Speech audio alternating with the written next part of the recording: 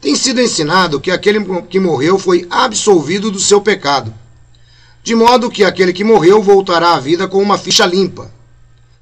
O contexto é claro ao dizer que a morte ali referia-se à morte para o pecado. Gente, isso aqui eu faço até questão de ler para que vocês vejam como eles são ruins de interpretação. São péssimos de interpretação. Dá uma olhadinha, Romanos capítulo 6, versículo 1. Está escrito assim, ó. O que diremos então? Continuaremos no pecado para que a bondade merecida aumente? Versículo 2. Certamente que não.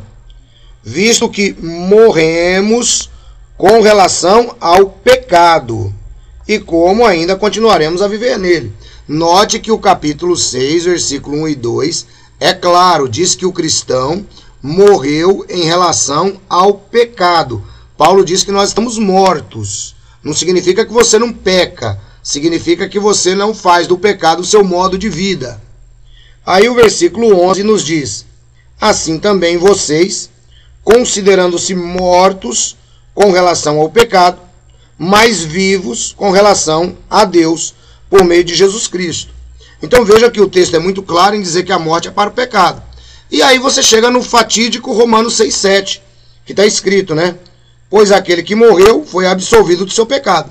Ou seja, aquele que morreu para o pecado, porque se tornou cristão, Jesus pagou os pecados dele, absolvendo essa pessoa dos seus pecados. O texto é super simples de entender.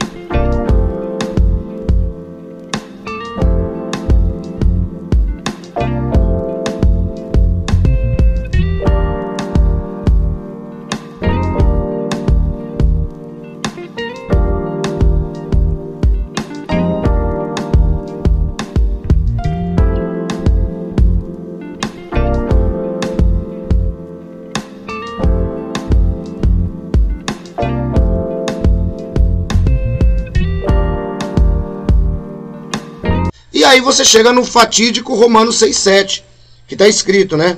Pois aquele que morreu foi absolvido do seu pecado. Ou seja, aquele que morreu para o pecado, porque se tornou cristão, Jesus pagou os pecados dele, absolvendo essa pessoa dos seus pecados. O texto é super simples de entender.